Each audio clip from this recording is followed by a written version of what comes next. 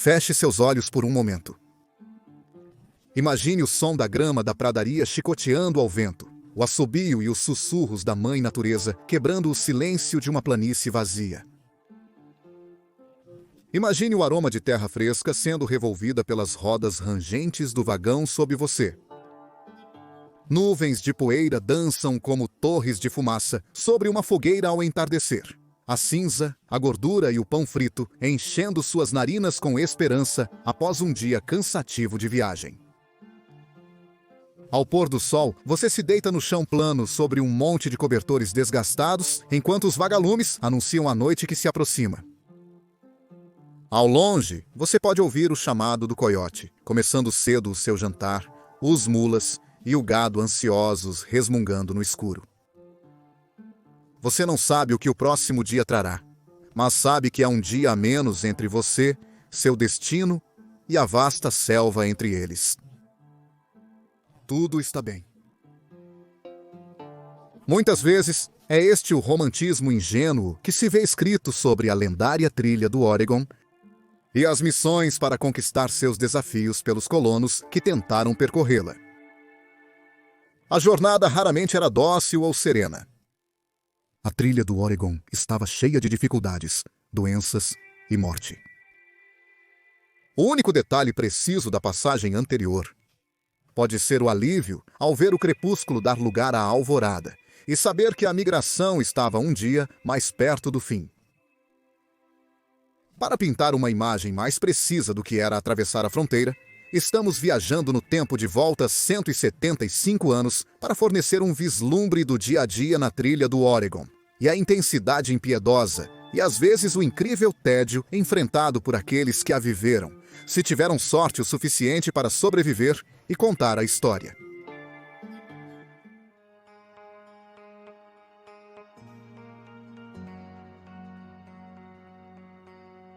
A trilha do Oregon era uma fera, uma monstruosidade de 2.000 milhas de incerteza e caos, que se colocava no caminho do destino manifesto e dos sonhos americanos daqueles que a enfrentaram, ou tentaram enfrentá-la, pelo menos.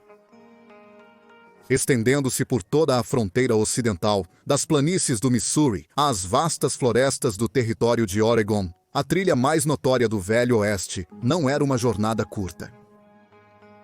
A natureza selvagem e imprevisível, o terreno diverso e perigoso, e a constante ameaça de emboscadas hostis eram apenas algumas das ameaças que assolavam os pioneiros em sua migração para o oeste. A maioria dos grupos de viagem usava carroças cobertas para transportar suas vidas através da fronteira. Apesar das carroças Conestoga serem comumente retratadas como o transporte preferido dos corajosos migrantes, na verdade, elas eram muito pesadas e desajeitadas. A trilha do Oregon tinha terreno irregular e obstáculos que tornavam as grandes carroças inúteis. Em vez disso, os viajantes usavam Prairie Schooners, contrapartes compactas e bem construídas das lendárias Conestogas. Com os Prairie Schooners, no entanto, veio uma viagem muito mais desconfortável para aqueles que esperavam atravessar a terra do conforto de sua carroça. Os Prairie Schooners eram os mais desconfortáveis, e muitos decidiram que era mais fácil caminhar ao lado da caravana para evitar os hematomas e dores de cabeça de ser um passageiro. Às vezes, as caravanas não davam escolha aos seus membros. Na maioria das vezes, regras eram estabelecidas antes do início da jornada, contratos escritos assinados por todos os viajantes para garantir a ordem. A ordem era o componente-chave para uma viagem tranquila na fronteira. E com a ordem, vinha um cronograma rigoroso detalhando os prós e contras de cada dia passado na trilha, até a hora específica. Esses cronogramas normalmente entravam em circulação após alguns dias de caminhada, e os membros do grupo podiam se acomodar em uma rotina. Um horário comum para começar o dia era às 4 da manhã, antes do amanhecer na maioria das regiões da fronteira. Às 4 horas, o som estridente de um clarim ou trompete despertou aqueles que haviam conseguido dormir. Em grupos que não estavam preocupados em permanecer discretos, Um rifle seria disparado pelos que estavam de vigia, chamados de guarda noturna. Na próxima hora, as pessoas despertariam aos poucos e juntariam seus pertences dispersos. A maioria dos acampadores permanecia bem embalada durante a noite. No entanto, caso necessário, estariam prontos para fugir rapidamente. Quando os primeiros raios alaranjados do amanhecer saudavam os viajantes cansados por volta das 5 horas, algumas pessoas iam além das carroças para reunir o gado que pastava. Bois, mulas, ovelhas e cavalos eram animais populares vistos na trilha do Oregon, mas só eram permitidos pastar livremente à noite se não houvesse uma ameaça iminente de nativos americanos próximos. Enquanto os homens reuniam o gado no curral improvisado, mulheres e crianças preparavam um café da manhã nutritivo para os festeiros enfrentarem um dia cheio de espontaneidade. Não era de forma alguma luxuoso, mas provou ser saboroso mais vezes do que não. O café da manhã típico na trilha incluía bacon frito sobre brasas e uma chaleira cheia de mingau de milho cozinhando em uma chama. Entre as mexidas, os preparadores de refeições usavam farinha de milho restante e um pouco de água para criar Johnny Cakes, um pão de milho quente inspirado na culinária nativa americana. Após o café da manhã, os responsáveis por ordenhar o gado verificavam o leite do dia e retiravam a espuma da superfície. Com tempo favorável, o creme era transferido para baldes, que seriam pendurados no vagão. O movimento oscilante do schooner era consistente o suficiente para transformar o leite em manteiga, perfeito para o pão de milho à noite. Enquanto isso, os homens e meninos mais velhos no acampamento desmontariam os itens maiores, começando por volta das 6 da manhã. Isso incluía tendas, que exigiam cuidado especial para caber nos schooners já bem apertados. As mulheres ficavam encarregadas da louça e geralmente limpavam o café da manhã. Antes de partir para a excursão diária, de 15 a 20 milhas, algumas coisas precisavam ser verificadas com antecedência. Primeiro e mais importante eram os animais, cujo cuidado era vital para o sucesso do grupo e a sobrevivência de seus membros. Frequentemente, o gado tinha menor prioridade em relação a outros problemas nas caravanas, e suas perdas eram muito sentidas. Se a pele de um cavalo ou gado estivesse ferida após a caminhada do dia anterior, seriam tratados com pomada. Qualquer sinal de claudicação seria cuidado com uma atadura bem apertada. Grupos sem um cuidador experiente ou batedor de trilha. Essas lesões devem ser tratadas o quanto antes. E encontrariam gado negligenciado em uma das 10 ou mais sepulturas clandestinas, pontilhando o caminho. O segundo item a ser marcado era a obtenção de água. Os escoteiros e guias das caravanas coletariam o máximo de informações possível, registrando os locais onde a água era fácil de obter. Se a rota do dia fosse escassa em recursos hídricos, as pessoas economizariam o máximo de água possível nas panelas e barris. Contanto que a espera não colocasse em risco as caravanas, a caravana estaria pronta para zarpar. E quando esse momento chegava, geralmente por volta das 7 horas, o mesmo clarim que anunciava a alvorada soava novamente. Caravanas à frente era o chamado, e o alerta começaria a caravana uma a uma pela trilha. Era do interesse de todos os viajantes estar no horário todos os dias.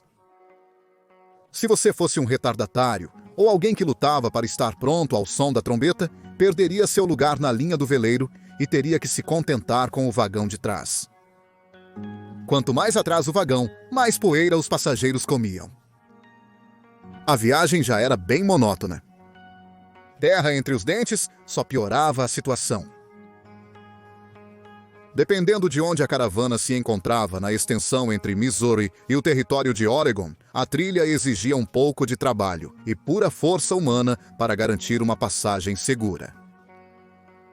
Em faixas de terreno rochoso e acidentado, alguns homens solitários a cavalo iam à frente do grupo, empunhando pás. Apesar das caravanas percorrerem trilhas frequentemente na temporada de migração, a Mãe Natureza exigia escavações, e os condutores sabiam se antecipar a isso para evitar parar toda a caravana quando necessário. Com a trilha livre das 8 da manhã ao meio-dia, os viajantes marchariam devagar, mas firmemente rumo ao oeste. Frequentemente era silencioso, exceto pelo estalar da grama seca, sob as rodas rangentes, ou o arfar do gado pesado, ou o canto dos pássaros, e a orquestra de grilos fornecendo a trilha sonora do Destino Manifesto. Não havia muito o que fazer durante a própria viagem. A conversa era mínima, pois pouco havia a dizer após incontáveis horas, dias e semanas com as mesmas poucas pessoas. Se houvesse crianças no grupo, elas poderiam correr ao lado da caravana, coletando gravetos e fezes de búfalo para a fogueira da noite. A trilha do Oregon foi por muito tempo a principal passagem da fronteira.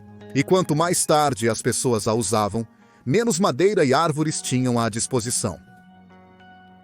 Quando a migração em massa buscou refúgio no Velho Oeste, a maior parte da madeira útil nas grandes planícies já havia desaparecido, e as fezes de búfalo eram o próximo melhor combustível para fogo.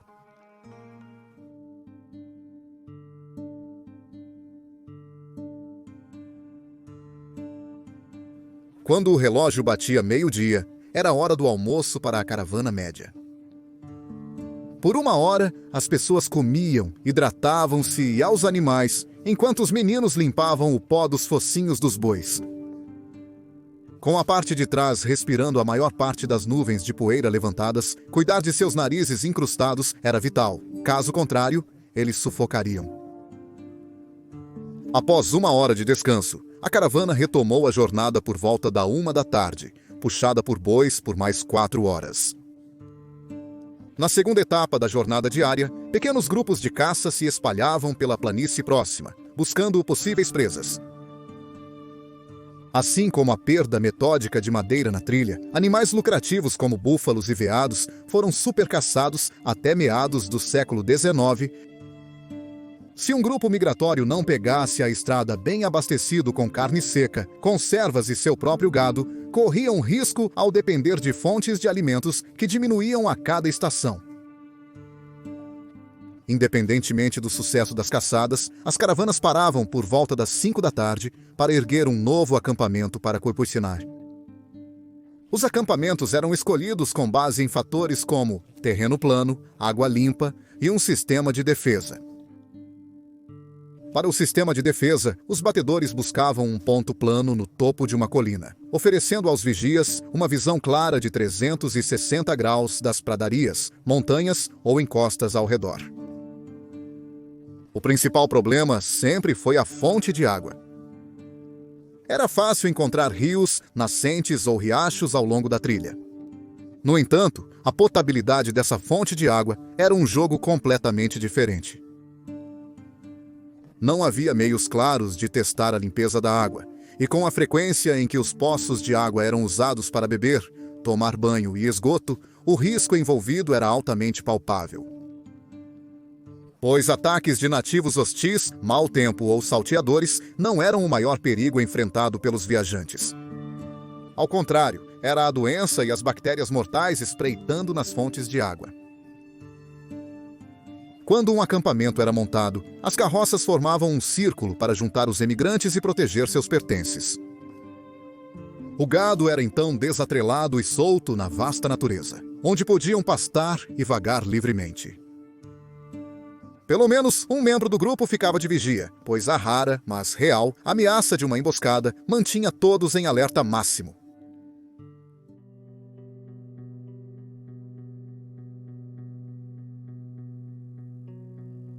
Às 6 horas, o sino do jantar soava, enquanto os homens reparavam as carroças deterioradas, e as mulheres, não encarregadas da refeição, organizavam os arranjos para dormir. As refeições noturnas eram lideradas por qualquer proteína disponível no acampamento, seja caça fresca ou carne salgada do estoque. O resto da refeição da noite consistia em qualquer coisa que estivesse por perto, precisando ser comida, como biscoitos duros ou mais bolos de milho, com a manteiga de trilha mencionada antes. É importante observar que o consumo de ovos, laticínios e leite fresco pelas partes migratórias era esporádico e não representava a dieta típica da trilha do Oregon. Nos anos de 1850, a fome atingiu muitos emigrantes, principalmente os presos em desfiladeiros acidentados ou sem meios para caçar. O capitão Randolph B. Marcy uma vez escreveu que a porção perfeita de alimentos e suprimentos para uma viagem pela trilha do Oregon eram as seguintes: arroz, feijões, frutas secas, 600 libras de farinha, 120 libras de biscoitos, 100 libras de açúcar, 400 libras de bacon, 200 libras de banha e 65 libras de café e chá combinados. Segundo o capitão do Exército dos Estados Unidos da América, isso alimentaria bem uma família de 4 por cento e 10 dias, desconsiderando perdas ou acidentes. Após o jantar ser preparado com os ingredientes selecionados, os acampantes limpavam tudo e se reuniam para o lazer em volta da fogueira. Os homens fumavam seus cachimbos e conversavam, enquanto as mulheres sentavam-se em círculos fofocando, costurando, crochetando ou escrevendo cartas para seus entes queridos do leste. Nem todos que migraram para o Velho Oeste participavam, mas a música à beira da fogueira e um pouco de dança eram frequentemente bem-vindas pelos viajantes entediados. Em festas com várias crianças, um violino ou outro instrumento folclórico era tocado para adicionar leveza à noite e quebrar uma exploração pesada. Quando as crianças se cansavam, o tabaco dos homens acabava e as mulheres terminavam de consertar as roupas de linho desgastadas.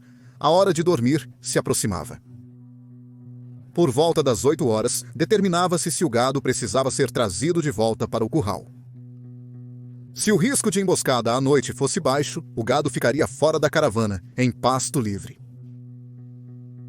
Enquanto a maioria dos viajantes fazia suas camas e tentava dormir, guardas eram selecionados entre os homens para assumir seus postos.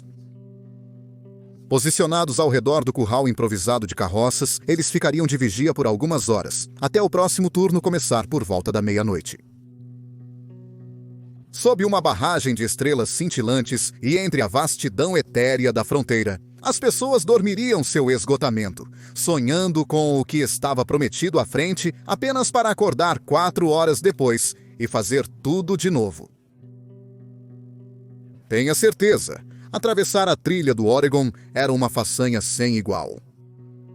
Alguns dias eram tão simples quanto isso: 20 milhas de acordar, caminhar e ir para a cama. Outros dias traziam retrocesso, percorrendo 10 milhas por terras áridas e desafiadoras, para perceberem que estavam perdidos e gastar o dia retornando ao ponto de partida. Doenças devastavam grupos de viagem inteiros. Milhares de carroças quebravam. O gado era problemático se não se perdesse desde o início, e raramente uma caravana viajava de planície para planície sem uma discussão. Alguns lutavam por pausas, enquanto outros exigiam folga aos sábados. Os guias de trilha raramente concediam esses pedidos, pois acreditavam que excursões mais rápidas eram melhores. Infelizmente, 6 dias de viagem e 1 dia de recuperação provavelmente seria do interesse de todos, mas infelizmente a visão retrospectiva é perfeita. No final do dia, a trilha do Oregon era uma experiência drasticamente diferente para cada grupo de carroças que a enfrentava.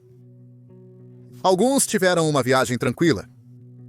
Outros foram saqueados e mortos por hostis antes de chegarem às Montanhas Rochosas. Alguns foram ingênuos o suficiente para tentar atalhos para contornar a trilha, mas isso raramente resultou em boa sorte. Não havia um mapa da trilha do Oregon per se.